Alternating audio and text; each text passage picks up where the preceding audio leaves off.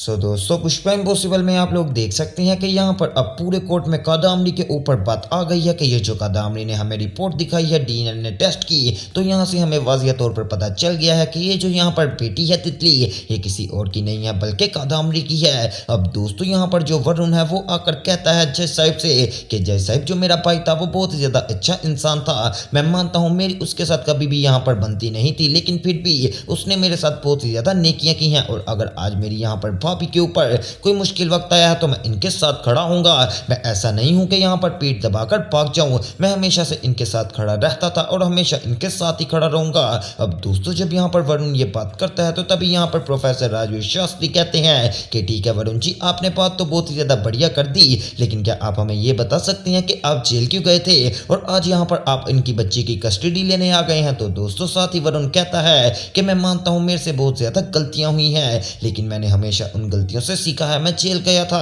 लेकिन उसके बाद मैं वापस भी तो आ गया था, मैं ऐसा थोड़ी हूँ। आपका जो यहाँ पर दिलीप पटेल है ये भी तो यहाँ पर एक टाइम पे बहुत ही बड़ा गुंडा और बदमाश था, बिल्कुल इसी तरह मैं भी सेम ऐसा ही था और अब मैं यहाँ पर सुधर चुका हूँ और अपनी जो भी मुझे सज़ा मिली थी मैं वो सज़ा को भुगत कर वापस आया हूँ, ऐसे ही वापस नहीं आया। दोस्तों अब यहाँ पर प्रोफेसर राजवीर शास्त्री देखते हैं कि ये मामला कहाँ पर जा रहा है, अभी तो हम किसी और बारे में बात कर रहे थे। अब दोस्तों दूसरी तरफ आप लोगों को दिखाया जाता है कि यहाँ पर जो प्रार्थना है दोस्तों वो यहाँ पर अपनी टीम को लेकर उसी जगह पर जाने वाली है जहाँ पर कादामनी की यानी कि मौत करवाई थी और यहाँ पर कादामनी ने जानबूझकर रेखा बहन को मारा था। अब दोस्तों वहाँ पर जाकर बहुत सारी कोशिश करती भी है प्रार्थना के कोई ना कोई सुराग मिल जाए, लेकिन दोस्तों इतनी जल्दी कहाँ यहाँ पर कोई भी सुराग नहीं मिल रहा होता है कि तभी यहाँ पर दोस्तों अब जब प्रार्थना अपनी गाड़ी में बैठने लगती है तो उसको यहाँ पर बाहर रोड नजर आता है जो कि बहुत ही ज़्यादा पक्का रोड था, लेकिन उसकी थोड़ी सी जगह यहाँ पर कच्ची थी और जिससे पता चल रहा था कि इसके ऊपर जो मिट्टी डाली गई है वो बिल्कुल ताज़ी ताज़ी मिट्टी डाली गई है।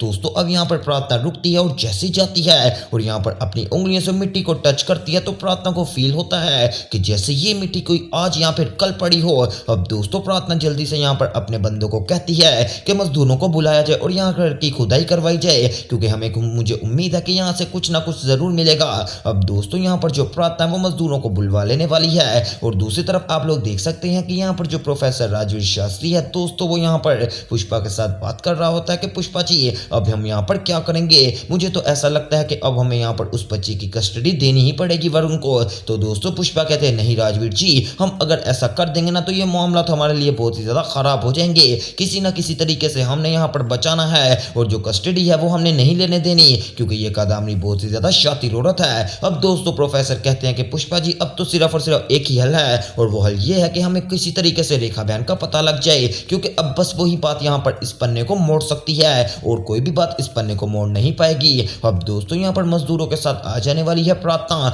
और यहाँ पर खुदाई करवाना शुरू कर देती है। अब दोस्तों आप लोग सुनकर शॉक्ड हो जाएंगे कि यहाँ पर कोई और नहीं बल्कि रेखा बहन को दफनाया गया था क्योंकि जब उसकी डेड बॉडी बन गई थी ना और दोस्तों यहाँ पर कादामनी ने अपने बंदों से कहा था कि इसकी डेड बॉडी को यहाँ पर दफन कर दिया जाए, तो दोस्तों अब यहाँ पर मिट्टी के नीचे उसको दफना दिया गया था। अब दोस्तों प्रार्थना को फाइनली यहाँ पर रेखा बहन की डेड बॉडी मिल जाने वाली है। अब दोस्तों जल्दी से प्रार्थना कहती है कि तुम लोग इस डेड बॉडी को यहाँ पर रखो गाड़ी में और हम इसको सीधा लेबोरेटरी में लेकर जाने वाले हैं। और हाँ उससे पहले मैं ज़रा प्रोफेसर को ये सारी बात बता दूँ कि जो यहाँ पर हमें एक डेड बॉडी मिली है अब हमने यहाँ पर उसको सेव कर लिया है, अब आप लोग घबराइए मत, हम इस केस को नया मोड़ दे देंगे। दोस्तों वैसे मुझे ये सुनकर काफ़ी ज़्यादा खुशी हुई कि यहाँ पर अब नया मोड़ आने वाला है। अब दोस्तों यहाँ पर वो टाइम खत्म हो जाने वाला है जो कि यहाँ पर जज साहब ने थोड़ा सा टाइम दिया था ब्रेक का, अब सारे लोग वापस आ जाने वाले हैं। तो जज साहब कहते हैं कि ठीक है जैसे मैंने सारी सिचुएशन सुनी है तो इस हिसाब से आज मैं फैसला सुनाने वाला हूँ। तो जो कादामनी से तलवार है वो बिल्कुल ठीक कह रही हैं और उनका डीएनए टेस्ट करवा दिया यानी कि पॉजिटिव आया है, इसलिए हम कादामनी जी के कहने पर उनकी बच्ची की कस्टडी दे देंगे यहाँ पर वरुण को। अभी दोस्तों यहाँ पर ये बात कर ही रहे थे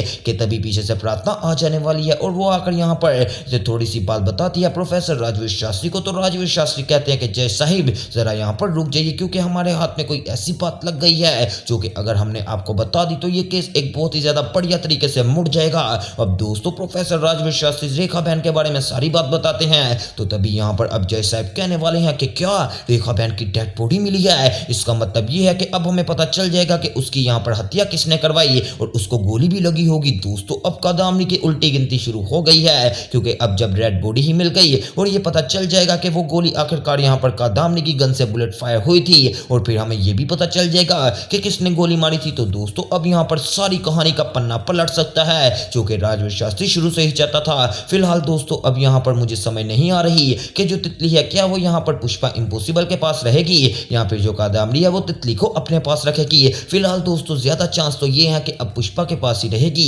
क्योंकि अब उनको रेखा बहन की डेड बॉडी भी मिल गई है। और दोस्तों आपको भी पता है कि डेड बॉडी को जब यहाँ पर हम लेकर जाते हैं किसी भी पोस्टमार्टम ऑफिस के अंदर, तो दोस्तों वहां पर सारा पता चल जाता है कि आखिरकार ये किसने करवाया। अब दोस्तों पुष्पा यहाँ पर अपने शहर यानी कि मंटोर प्रोफेसर राजवीर शास्त्री से बात कर रही होती है कि हमें किसी न किसी तरीके से सारी सच्चाई तक पहुंचना पड़ेगा, ताकि इस काम में कोई भी दो नंबरी ना चल सके, क्योंकि अगर इस काम में भी कोई भी दो नंबरी चल गई तो यहाँ पर मामला काफी ज्यादा खराब हो जाएंगे। तो दोस्तों पुष्पा कहती है अरे तुम फिक्र मत करो, मैं इस मामले को इस तरीके से हैंडल करूंगी कि तुम सब लोग देखकर काफी ज्यादा खुश हो जाओगे। अब दोस्तों जो पुष्पा है ना वो बहुत ही ज्यादा अच्छे तरीके से इस सारे मामले को हैंडल करेगी, क्योंकि अब यहाँ पर जो कादम्बरी है उसकी यहाँ पर चाल सबके सामने आ गई है। काश दोस्तों यहाँ पर कादम्बरी मरी हुई ना होती, लेकिन अब मुझे इस बात का यकीन हो गया है कि कादम्बरी की जो बॉडी मिली है वो इनको डेड बॉडी ही मिली है, ये बल्कि ऐसा नहीं है कि कादम्बरी जीवित हो या फिर कुछ और बात हो। अब दोस्तों दूसरी तरफ दिखाया जाता है कि यहाँ पर जब पुष्पा घर आने वाली है तो दोस्तों वो अश्विन से बात करती है